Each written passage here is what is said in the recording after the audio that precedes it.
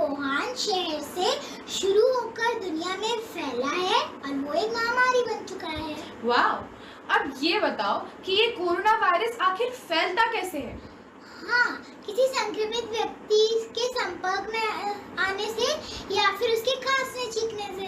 Very good. तो अब मैं तुमसे ये पूछूंगी कि हम इस कोरोना वायरस को फैलने से आखिर रोक कैसे सकते हैं? समय समय पे अपने हाथ धुलते रहे, खांसते या छींकते वक्त ऐसे करें और जब भी बाहर जाए एक मास्क लगा के जाए।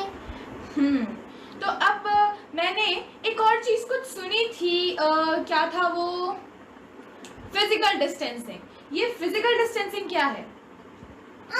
जैसे आप मुझसे दूरी बना के बैठे हो, उसी को फिजिकल डिस्टेंसिंग कहते हैं। अमेजिंग, तुम्हें तो बहुत कुछ पता है। तो जैसे कि तुमने बताया कि हमें कोरोना से बचने के लिए अपने हाथ बार बार धोते रहना चाहिए, तो जैसे बहुत लोग जल्दी जल्दी में सिर्फ पानी से हाथ धो लेते हैं, तो क्या हमें ऐसा करना चाहिए? नहीं, अगर हम अपने हाथ पानी से धुलेंगे तो सारे जर्म्स हाथों में ही रह जाएंगे, पर अगर हम साबुन से धुलेंगे तो सारे जर्म्स हट जाएंगे। अच्छा, तो अब मैं तुमसे एक और सवाल पूछना चाहती हूँ। जैसे बहुत लोगों के अलग अलग नाम होते हैं, वैसे क्या कोरोना वायरस का भी कोई और नाम है? कोविड-19। और इस कोविड-19 शब्द का आखिर मतलब क्या है? कोविड मतलब कोरोना वायरस डिजीज और 19 में शुरू हुआ था, इसलिए इसको 19 कहते हैं। वाह, इट्स वेरी गुड। अब मैं तुमसे ये पूछना चाहती हूँ कि जैसे किन लोगों को इस वायरस से सबसे ज्यादा खतरा है? 10 साल से कम उम्र के बच्चों को और बुजुर्ग लोगों को। बुजुर्ग लोग यानी नाना नानी, दादा दादी। तुम्हें तो बहुत कुछ पता है, मुझे बहुत अच्छा लगा। अब मैं तुमसे ये पूछना चाहती हूँ कि जैसे कभी कभी किसी बहुत जरूरी काम के चलते हमें बाहर जाना पड़ता है, तो अगर हम कभी बाहर जाएं तो हमें क्या क्या सावधानियां बरतनी चाहिए? ये तो बहुत आसान है। हमें ग्लव्स पहन के जाना चाहिए, मास्क लगाना चाहिए और एक सैनिटाइजर की बोतल रखनी चाहिए और उसको समय समय पे इस्तेमाल करना चाहिए। अच्छा, तो अगर हमें मान लो कोरोना के लक्षण आना शुरू हो जाएं, तो हमें क्या करना चाहिए? ये भी आसान है, तुरंत डॉक्टर के पास जाना चाहिए। जैसे कि अभी तुम जानती हो कि हम सभी अभी घर ही पर हैं, तो हमें अपनी ताकत को बढ़ाने के लिए, अपनी इम्यूनिटी को बढ़ाने के लिए क्या क्या चीजें करनी चाहिए? योगा करना चाहिए, एक्सरसाइजेस करनी चाहिए और हेल्दी फूड खाना चाहिए। हेल्दी फूड जैसे फल, सब्जियां, अखरोट, बादाम, ऐसी चीजें। Very good. आई मीन तुम्हें तो सभी कुछ पता है और ये जानकारी हमने आपको भी दी है। तो घर पे रहिए, सुरक्षित रहिए और सारी सावधानियां लेते रहें।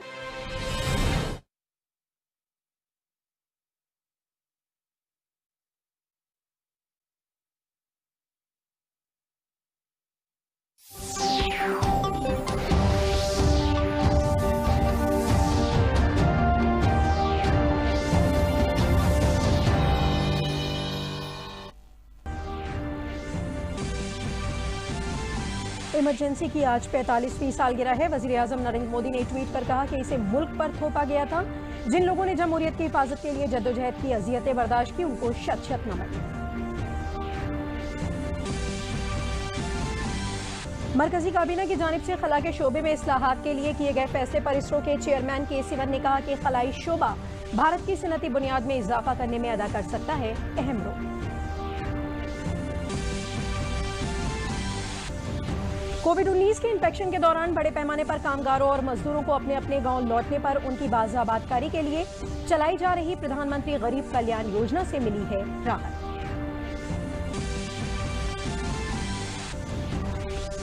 और फर्रुखाबाद सदर कोतवाली आई कोरोना की जद में, चीफ कांस्टेबल की मौत। सदर कोतवाली सील 83 लोगों की गई सैंपलिंग।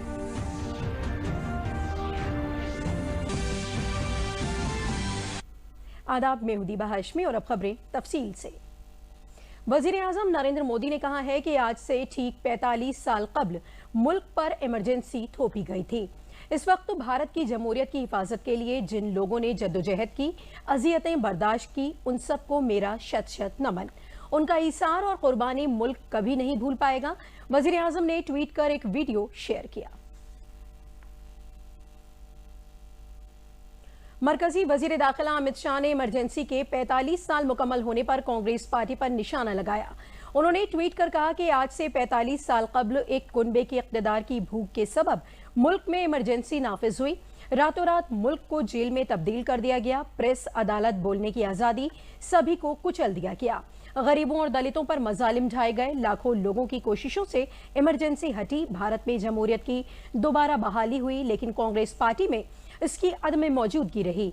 एक कुनबे के मफाद पार्टी के मफाद और कौमी मफाद पर भारी थे। अफसोसनाक हालात आज की कांग्रेस में मौजूद हैं।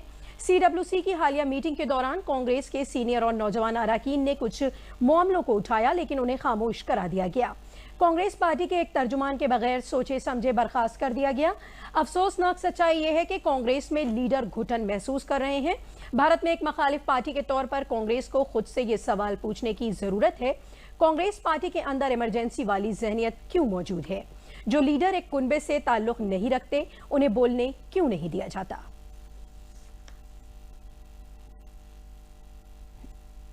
बीजेपी के लीडर रविशंकर प्रसाद ने भी इमरजेंसी के दौरान आवाम की जद्दोजहद को याद करते हुए कांग्रेस पार्टी पर निशाना लगाया।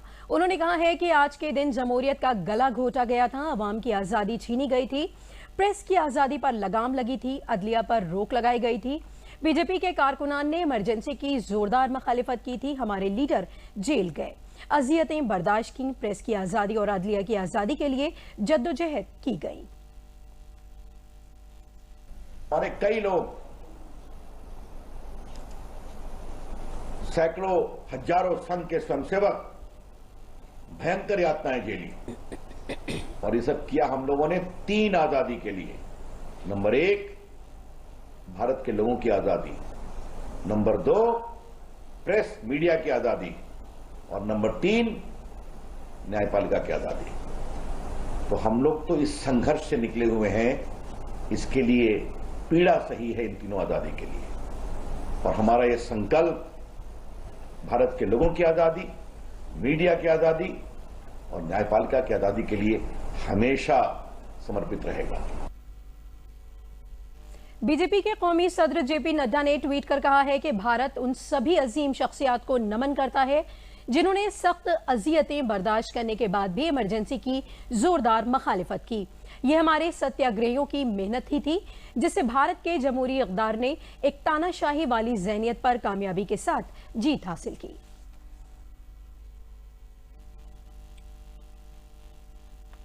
काबीना की जानिब से खलाई शोबे में इस्लाहात के लिए किए गए फैसले के बाद इसरो ने कहा है कि भारत बेहतर खलाई टेक्नोलॉजी वाले ममालिक में से एक है।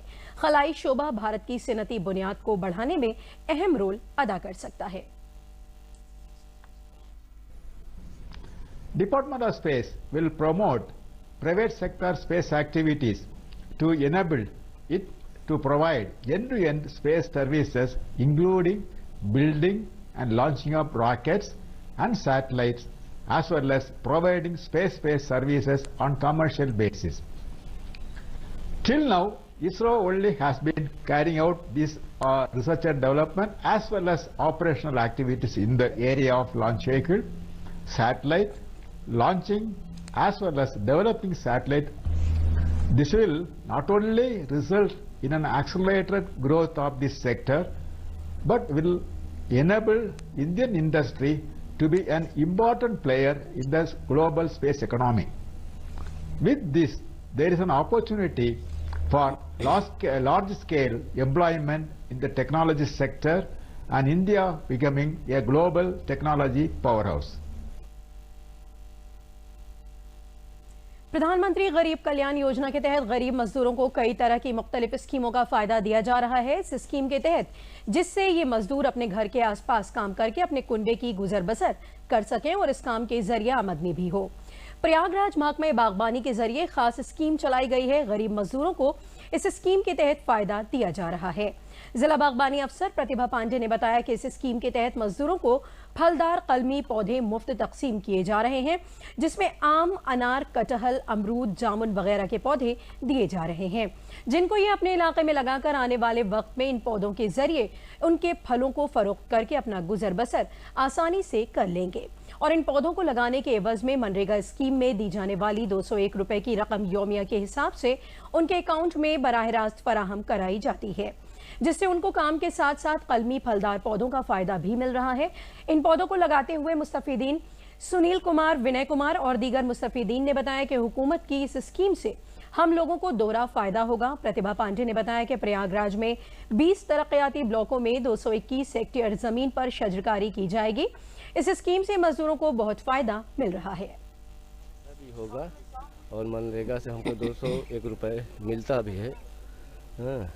ये कोविड प्रकरण के कारण जो स्थिति अब बनी है, तो उसमें यह है कि जो लोग बाहर से जो हमारे श्रमिक आ गए हैं, वो किसी प्रकार से वो बिना काम के ना रहें। मतलब हर हाथ को काम, हर हाथ को रोजगार। इस योजना के तहत जो मनरेगा है, जो कि हमारे प्रधानमंत्री श्री मोदी जी की बहुत ही महत्वाकांक्षी योजना है, मनरेगा योजना अंतर्गत उद्यान विभाग ने भी अपनी कार्य योजना बनाई है। इसमें प्रयागराज जनपद में हम लोग मुख्य रूप से काम कर रहे हैं। प्रयागराज जनपद में 20 विकास खंड में है और इन 20 विकास खंडों में हम लोगों की उद्यान विभाग की तरफ से पौधरोपण की योजना है। कुल 20 विकास खंडों में कुल मिलाकर के 221 हेक्टेयर क्षेत्रफल में पौधरोपण कार्य कराया जाएगा उद्यान विभाग की तरफ से। इसमें हम लोग प्रत्येक गांव में हम लोगों का एक लक्ष्य है कि हम लोग कलमी पौधे उनको प्रदान करेंगे और ये कलमी पौधे जैसे आम, अमरूद, आंवला, नींबू, बेर, बेल, कटहल, जामुन, अनार, शरीफा इस तरह के होंगे। इसमें जो भी जॉब कार्ड धारक हैं वो इसका लाभ ले सकते हैं कि उनके पास जितनी भी ज़मीन हो, कम है, ज़्यादा है, वो जो भी फलदार वृक्ष चाहते हैं वो उनको मिलेगा। हम लोग उनको सूची प्रदान करेंगे, लिस्ट बताएंगे कि आप अपने यहाँ ये पौधे लगा सकते हैं। तो अपनी इच्छा अनुसार वो जो पौधे चाहते हैं उद्यान विभाग उनको कलमी पौधे प्रदान करेगा। वो उन पौधों को लें, उनको लगाएं और अपने ही खेत पे लगाएं। उनको कहीं और जाने की आवश्यकता नहीं है और उनको एक दिन का 201 रुपए की दर से उनको श्रमांश उनके खाते में जाएगा। प्रधानमंत्री गरीब कल्याण योजना सिद्धार्थनगर जिले में लोगों के लिए कोरोना के बहरान में इनाम साबित हुई है। जिले में लॉकडाउन के दौरान सभी मुस्तहिक लोगों को सरकारी राशन की दुकान से मुफ्त राशन तकसीम किया गया। जिले में कुल 4,57,577 राशन कार्ड होल्डर्स हैं। मुफ्त राशन की तकसीम अभी भी की जा रही है। सरकारी सस्ते गल्ले की दुकान से राशन कार्ड होल्डर मुस्तहिक लोगों को फी यूनिट 5 किलो चावल और गेहूं दिया गया। इसके साथ ही फी राशन कार्ड 1 किलो चना भी मुफ्त दिया गया है। कोरोना को लेकर किए गए लॉकडाउन में जहां लोग काफी परेशान थे, वहीं हुकूमत ने भी मन बना लिया था कि किसी को भी भूखा नहीं रहने देंगे। इसके लिए प्रधानमंत्री गरीब कल्याण योजना पूरे मुल्क के साथ उत्तर प्रदेश में भी नाफिज की गई। इस स्कीम के तहत मुफ्त राशन सभी गरीब तबके के उन लोगों तक पहुंचा जो मुस्तहिक थे। हुकूमत की ये स्कीम काफी कामयाब रही, कोई भी शख्स भूखा नहीं। कोरोना महामारी में उम्मीद तो ऐसा दिखात रहा कि लड़के बच्चे सब भूखे रह जी हैं, मर जी हैं, लेकिन मोदी जी के बहुत लाख लाख एहसान है कि हमका खाना, अनाज, पानी सब मिला। चना भी 2 किलो मिला हमने इनका। और मोदी जी के हम लोग बहुत बड़ा आभारी हैं कि मोदी जी योजना चलाई हम लोग के लिए, पूरे हिंदुस्तान के लिए, सबके लिए, जितने गरीब परिवार हैं सब लोग के लिए मोदी जी का बहुत बड़ा आभारी हैं हम लोग कि ये योजना बनाए मोदी जी। प्रधानमंत्री मोदी द्वारा जो योजना चलाया गया वो बहुत अच्छा रहा, नहीं तो हम लोग भूखे रह जाते। मुफ्त में राशन मिला और सब बहुत अच्छा हुआ। इस कोरोना महामारी में हमें जो है गल्ला भरपूर मिला, जिससे हमारे बच्चों का जो है पेट भरा और इसके लिए हम माननीय प्रधानमंत्री का जो है बहुत बहुत नमन करते हैं, नमस्कार करते हैं। कोरोना जैसे महामारी में प्रधानमंत्री गरीब कल्याण योजना में हम लोगों को राशन मिला, चना मिला और भोजन मिला। हम लोग बहुत खुश हैं प्रधानमंत्री जी से। प्रधानमंत्री जी ने जो योजना बनाया है हम सबके लिए बहुत ही लाभकारी है। हम लोग बहुत प्रसन्न हैं और प्रधानमंत्री जी को धन्यवाद देते हैं, नमन करते हैं। प्रधानमंत्री जी ने किया है, हम लोग बहुत ही खुश हैं। प्रधानमंत्री जी का योजना बहुत ही लाभकारी है। महामारी में और लॉकडाउन के अंतर्गत हमें सब कुछ मिला। हमको जो प्रधानमंत्री ने अनाज दिया है, अगर ना दिए होते तो हमारे लड़के बच्चे सब भूखे मर जाते। मैं उनसे बहुत खुश हूँ और उनको धन्यवाद देता हूँ प्रधानमंत्री जी को। लॉकडाउन में लोगों को खाद्य सुरक्षा प्रदान करने के लिए योजना लागू की गई थी। उनकी भुखमरी की जैसी स्थिति न पैदा हो, तो अपने उस उद्देश्य को प्राप्त करने में योजना काफ़ी सफल रही है। सभी पात्र व्यक्तियों को इस योजना से लाभान्वित किया गया है। भारत सरकार की प्रधानमंत्री गरीब कल्याण योजना के तहत डिजिटल पेमेंट के तवस्सुत से जनधन योजना, उज्ज्वला योजना, पीएम किसान योजना और मुहाजिर मजदूरों को रोजगार मुहैया कराए जा रहे हैं। इस स्कीम में हुकूमत की जानिब से 3 किस्तों में माह अप्रैल, मई और जून तक मुस्तफीदीन के अकाउंट में रकम तकसीम की जानी है। बेवा, गरीबों, मजदूरों और सीनियर सिटीजन को आइंदा 3 महीने के लिए पेंशन, उज्ज्वला योजना से गैस सिलेंडर अगले 3 महीनों के लिए मुफ्त दिया जा रहा है। मुहाजिर मजदूर अपने जिले में रोजगार, मुफ्त राशन, बैंक अकाउंट में जनधन, 3 माह तक माली मदद, पेंशन मिलने पर हुकूमत को मुबारकबाद पेश कर रहे हैं। डिप्टी लेबर कमिश्नर रचना केसरवानी ने बताया कि जिले में 3 लाख मुहाजिर मजदूर आए हैं, जिन्हें 125 दिनों का गारंटी रोजगार, पेशेवर मजदूरों, कामगारों को उनकी ख्वाहिश के मुताबिक मैं यहाँ राशन लेने आया हूँ कराया जाएगा। उनके लिए प्रवासी मजदूर आयोग की तश्कील भी हो चुकी है। मेरा नाम धर्मेंद्र है, मैं बेलावा का रहने वाला हूँ। मैं राजकोट में रहता था, वहाँ पर लॉकडाउन होने पर कंपनी बंद हो गई। इसके बाद में सरकार मुझे किसी प्रकार से ट्रेन से यहाँ पर लाई है। यहाँ पर नरेगा में काम चल रहा है, हमारे परिवार की रोजी रोटी चल रही है, इसलिए मैं सरकार को धन्यवाद देता हूँ। मेरा नाम लाल प्रसाद है, मैं बॉम्बे में रहता था। लॉकडाउन की वजह से हमको सरकार ने ट्रेन से यहाँ मंगा लिया है अपने गांव में, और वहाँ मतलब यहाँ रोजी रोटी के लिए मनरेगा में काम लगा लिया हूँ। हमारा रोजी रोटी चल रहा है, सरकार को धन्यवाद। भेजी नहीं है तो अब निकाले आए नहीं, और मोदी जी का धन्यवाद। Naina Devi, bank of India. Modi पैसा देना है और निकालना है मैं 1100।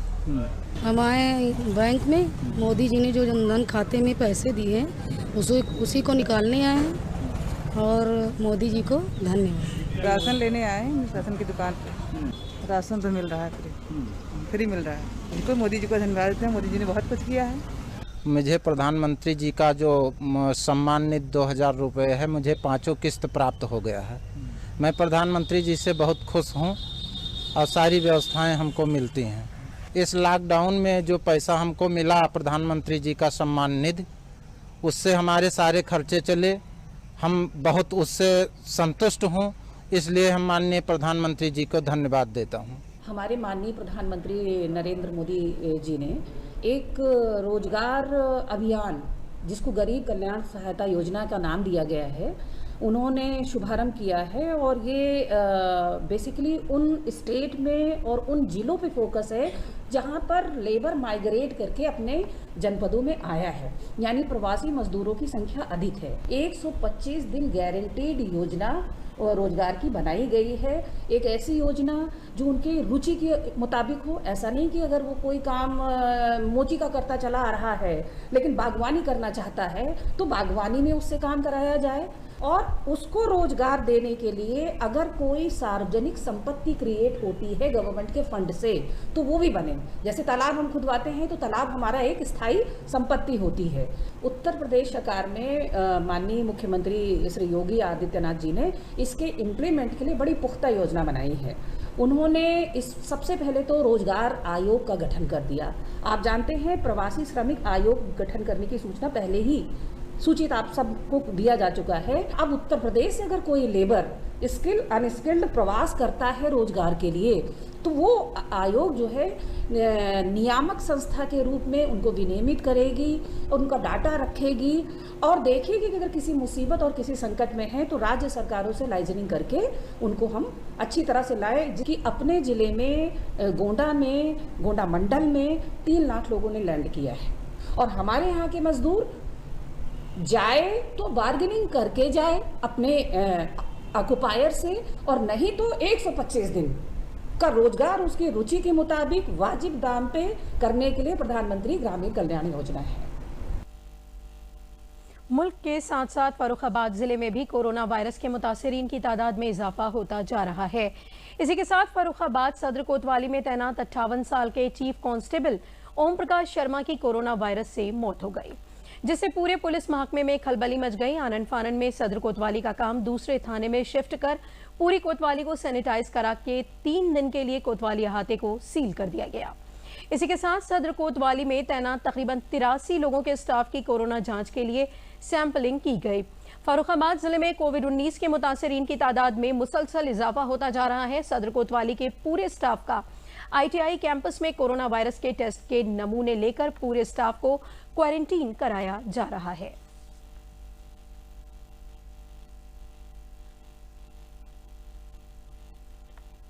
मुख्य आरक्षी ओम प्रकाश शर्मा जो बीमारी का इलाज जिनका चल रहा था वो फतेहगढ़ से रेफ़र किया गया था उन्हें कानपुर हैलेट हॉस्पिटल में, जहां पर उपचार के दौरान कल उनकी मृत्यु हो गई। सैंपलिंग की गई थी उनकी और उसका परिणाम आज प्राप्त हुआ है, जिसमें कोविड पॉजिटिव पाया गया है। सावधानी के तौर पर कोतवाली के सभी कर्मचारियों की सैंपलिंग कराई जा रही है।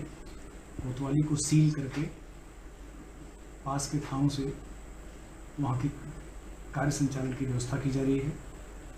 थॉरली सैनिटाइज कराया जा रहा है और कोतवाली में नियुक्त पूरे स्टाफ को क्वारंटाइन करने की व्यवस्था की जा रही है। इसी क्रम में जनपद के अन्य चौकियों और थानों को सबको, पुलिस लाइन को और अधिकारियों कर्मचारियों के आवासों को, बैरक्स को, इनको फिर से थॉरली सैनिटाइज कराया जा रहा है। कोविड-19 आलमी वबा के दरमियान उत्तर प्रदेश के प्राइमरी स्कूलों ने इसे एक मौके के तौर पर भी लिया है। गुज़िश्ता 3 महीनों से बंद स्कूलों का कायाकल्प किया जा रहा है। उत्तर प्रदेश हुकूमत ने कायाकल्प योजना शुरू की है, जिसे मुस्तकबिल के चैलेंजेस के पेश नज़र स्कूलों को तैयार किया जा रहा है, ताकि जब बच्चे स्कूलों में पढ़ने के लिए वापस आएं तो उन्हें न सिर्फ अच्छा माहौल मिले बल्कि कोरोना की गाइडलाइन को भी पूरा किया जा सके। पेश है मेरठ से खास रिपोर्ट। कोरोना जैसी गंभीर बीमारी के चलते अभी ये प्राथमिक विद्यालय सुनसान पड़े हैं। कोरोना बीमारी के बीच इसे समय के लिहाज से अवसर मानते हुए उत्तर प्रदेश सरकार ने फैसला किया है इन स्कूलों का कायाकल्प करने का। जी हां, इससे बेहतर समय हो भी नहीं सकता था। खाली पड़ी इन विद्यालयों को नया रंग रूप दिया जा रहा है। साफ सफाई, पीने के पानी की बेहतर व्यवस्था, हाथ धोने के लिए विशेष उपाय, 2 गज की दूरी बनाए रखने के लिए फर्नीचर को व्यवस्थित करना कायाकल्प योजना की मुख्य विशेषताओं में शामिल है। पहले की तुलना में नलों की संख्या बढ़ाई गई है। मिशन कायाकल्प के अंतर्गत मेरठ में सभी जो हमारे प्राथमिक विद्यालय हैं उनका जीर्णोद्धार किया गया है। इसमें अगर हम देखें क्लासरूम से लेकर के, क्लासरूम में बेंचेस हैं, ब्लैक बोर्ड है, टाइल लगाना है, चाइल्ड फ्रेंडली पेंटिंग्स करना है और क्लासरूम के बाहर आपका जो इंटरलॉकिंग टाइल्स है, गार्डन डेवलपमेंट है, टॉयलेट मरम्मत है या नया कंस्ट्रक्शन है कर रहे हैं। और हमारा लक्ष्य ये है कि हम आने वाले जुलाई तक हम ये इन लक्ष्य को प्राप्त कर लें। मल्टीपल हैंड वॉश पे विशेष हमारा ध्यान है, क्योंकि इसमें हर स्कूल में लगना जरूरी है, क्योंकि वो जो कोविड की जो महामारी जो फैल रही है, आगे स्कूल खुलेंगे, बच्चों को हैंड वॉश करने में आसानी हो जाए, सफलतापूर्वक बच्चे इस काम को कर सके। लंबे अंतराल के बाद आने वाले समय में जनजीवन सामान्य हो जाएगा, लेकिन कोविड-19 से बचाव ये एक लंबी लड़ाई रहेगी, जिसके हिसाब से अब राज्य भर के प्राथमिक विद्यालयों को उसी के अनुरूप तैयार किया जा रहा है। हम जानते हैं कि छोटे बच्चे की इस बीमारी से सुरक्षा अभिभावकों के लिए एक बड़ी चिंता है, जिसे ध्यान में रखते हुए इस कोरोना काल को अवसर के रूप में लिया गया है, ताकि भविष्य की चुनौतियों को ध्यान में रखते हुए इन स्कूलों का कायाकल्प किया जा सके। मेरठ से संगीता श्रीवास्तव के साथ अनुज यादव, डीडी न्यूज।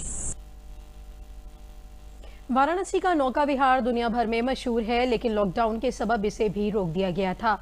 अब जिला इंतजामिया ने कुछ शराइत के साथ नाव चलाए जाने को फिर से बहाल कर दिया है। वाराणसी के घाटों की खूबसूरती देखनी हो तो आपको नौका विहार करना ही पड़ेगा। जिला प्रशासन की अनुमति से नौका संचालन फिर से शुरू हो गया है। ये स्थानीय नाविकों का रोजगार है, इसलिए नाविक खुश हैं और कोविड-19 से लड़ने के लिए बने नियमों का पालन करते हुए नाव चला रहे हैं। लॉकडाउन के लिए जो 2-3 महीना बंद था, कल से नाव स्टार्ट हो गया चलाना, तो दूर विदेश के लोग तो आ नहीं रहे, आसपास के लोग नाव के लिए घूमने के लिए आ रहे हैं। तो हम लोग प्रशासन से अनुरोध है कि नाव चालू रहे, हम लोग का रोजगार बना रहे हैं। और जो भी यात्री घूमने के लिए आ रहे हैं तो पहले उन लोग का हाथ सैनिटाइजर कराया जा रहा है, बिना मास्क वालों को बैठा नहीं रहे। घाटों को निहारना हो तो नाव से बढ़िया कोई साधन नहीं है। गंगा की खूबसूरती भी नाव में ही बैठकर महसूस कर सकते हैं। सेल्फी लेनी हो या बनारस की फोटो लेनी हो या फिर मौसम का मजा लेना हो, सब नौका विहार से ही संभव है। गंगा जी का दर्शन करने का मन किया, इसीलिए हम दर्शन करने आए। गंगा जी आने के बाद में, देखने के बाद में घाट बहुत साफ सुथरा दिखा। इस तरह का साफ सुथरा पहले नहीं दिखता था, बट अभी लॉकडाउन के बाद में देखने के बाद में बहुत साफ दिखा। नाव पे घूमने के लिए तो ऐसे मतलब जैसे पैदल ज़्यादा दूर नहीं चल सकते थे, इसीलिए हम सोचे कि नाव से सारे घाट देख सकते हैं, इसीलिए हम नाव से आए हैं। जहां नौका संचालन से नाविकों का रोजगार फिर से शुरू हो गया है, वहीं घाटों पर रौनक भी लौटी है और नाविकों को बाहरी पर्यटकों का इंतजार है।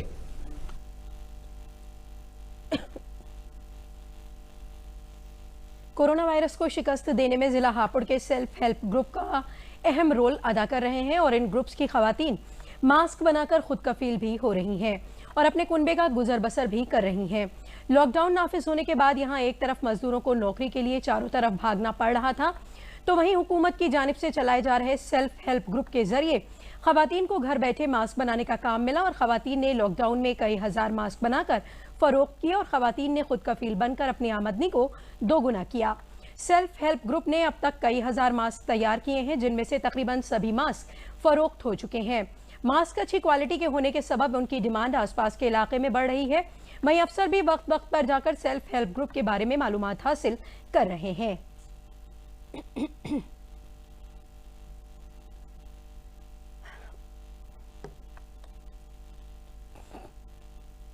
जाते थे, अब हम घर पे बैठकर ही अपना काम कर रहे हैं, हम किसी के वो नहीं रहे। और क्या कहते हैं, जो कोविड-19 के तहत हमें क्या कहते हैं बेरोजगारी का सबने सामना करा, लेकिन हमें ना NRLM ने मास्क बनाने का कॉन्ट्रैक्ट दिया, जिसके अंतर्गत हमने 4 रुपये पर मास्क हमने आमदनी भी ली। और हम ये चाहते हैं कि हम इसी से जुड़े रहें, जिससे हम प्रगति की ओर आगे बढ़े और हमारे गांव में विकास हो। योजना से जुड़कर हमें सरकार ने बहुत सी योजनाएं दी, जिससे जुड़कर मैंने अपने समूह से पैसे उठाकर अपनी दुकान की है, जिसमें मुझे आमदनी भी हो रही है। और कल मैंने कॉस्मेटिक का सामान भी मंगाया है, जो कल से चालू कर देंगे।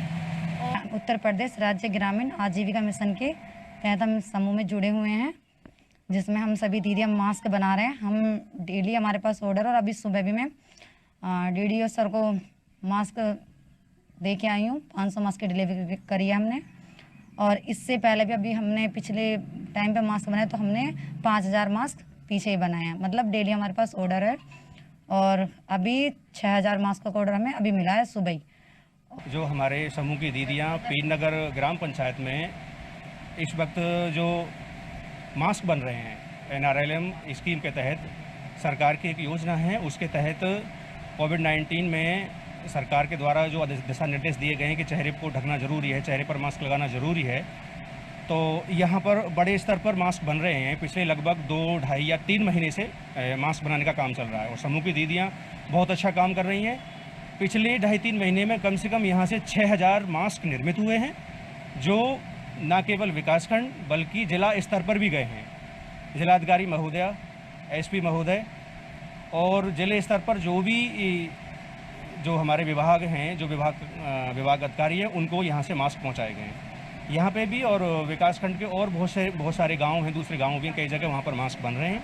और NRLM की स्कीम के तहत जो हमारी समूह की दीदियाँ हैं, इनको पिछले जो लॉकडाउन रहा है 2-2.5 महीने, उसमें घर बैठे इनको एक बहुत बड़ा रोज़गार मिला है। लगभग 4 रुपये की बचत जो समूह की दीदियों ने बताया है, एक मास्क पर इन्हें 4 रुपये की बचत आ रही है।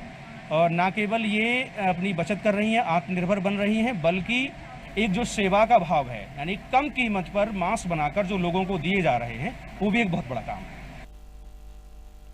बुंदेलखंड के हमीरपुर जिले में कोरोना के दौर में हमीरपुर जिले के सुमेरपुर तरक्याती ब्लॉक के ग्राम देवगांव में मरकजी हुकूमत की अहम स्कीम मनरेगा के तहत जॉब कार्ड होल्डर्स मजदूरों से जमीन को बराबर करने का काम करवाया जा रहा है, जिससे मनरेगा मजदूरों को कोरोना के दौर में काफी राहत महसूस हो रही है।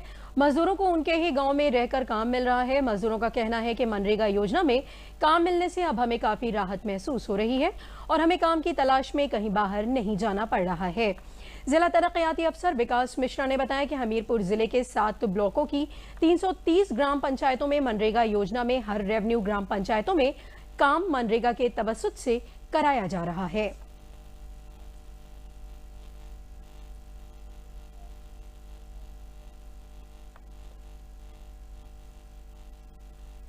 जो हमारे यहाँ पर नरेगा से कार्य चल रहा है प्रधान जी के द्वारा बहुत अच्छी तरह से चल रहा है और सब लोगों को हम बिल्कुल नरेगा के प्रति कार्य में बहुत खुश हैं और कुशल मंगल हैं। इसके लिए हम लोगों को बाहर जाने की कोई ज़रूरत नहीं है और बहुत अच्छी तरह से ही इस लॉकडाउन का पालन किया जा रहा है। यहाँ पर हमारे गोपाल प्रधान जी द्वारा जो हमें काम मिला है ऐसे लॉकडाउन में, उसमें हमारे बाल बच्चों का और हमारा परिवार का पालन पोषण हो रहा है। इस काम को देने के लिए मोदी जी को बहुत बहुत धन्यवाद, उनके हम आभारी हैं। लॉकडाउन पर हमें जो ये काम नरेगा का मिला है तो हम गोपाल प्रधान जी से बहुत खुश हैं और हमारे लड़के बच्चे पल रहे हैं और मोदी जी को धन्यवाद देते हैं। नरेगा के जितने मजदूर हैं उनको काम मुहैया कराने के लिए हम लोग के संकल्प हैं और प्रत्येक राजस्व ग्राम में एक काम कम से कम चालू कराने के निर्देश दिए गए हैं और विगत एक सप्ताह में युद्ध स्तर पर काम चल भी रहे हैं।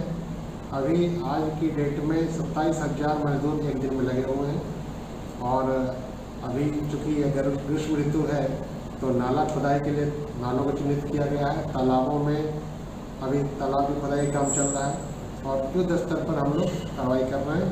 उद्देश्य ये भी है कि बाहर से जो कोविड-19 महामारी के दृष्टिगत जो बाहर से हमारे प्रवासी भाई आ रहे हैं उनको भी रोजगार मुहैया कराया जा सके, उसके लिए भी सबको खोज कर उनको चिन्हित कर उनको जॉब कार्ड बनवाते हुए उनको काम दे दिया जाए। और आखिर में अहम खबरें एक बार फिर। इमरजेंसी की आज 45वीं सालगिरह है। वजीर आजम नरेंद्र मोदी ने ट्वीट कर कहा कि इसे मुल्क पर थोपा गया था। जिन लोगों ने जमहूरियत की हिफाजत के लिए जद्दोजहद की, अजियतें बर्दाश्त की, उनको शत शत नमन। मरकजी काबीना की जानिब से खला के शोबे में इस्लाहात के लिए किए गए फैसले पर इसरो के चेयरमैन के सिवन ने कहा कि खलाई शोबा भारत की सनती बुनियाद में इजाफा करने में अदा कर सकता है अहम रोल। कोविड-19 के इन्फेक्शन के दौरान बड़े पैमाने पर कामगारों और मजदूरों को अपने अपने गांव लौटने पर उनकी बाज़ाबादकारी के लिए चलाई जा रही प्रधानमंत्री गरीब कल्याण योजना से मिली है राहत।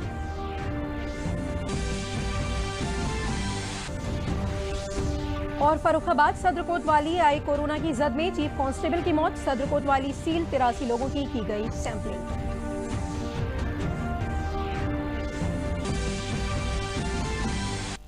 इसी के साथ खबरों का ये बुलेटिन अब खत्म हुआ। दीबा को दीजिए इजाजत। आदाब।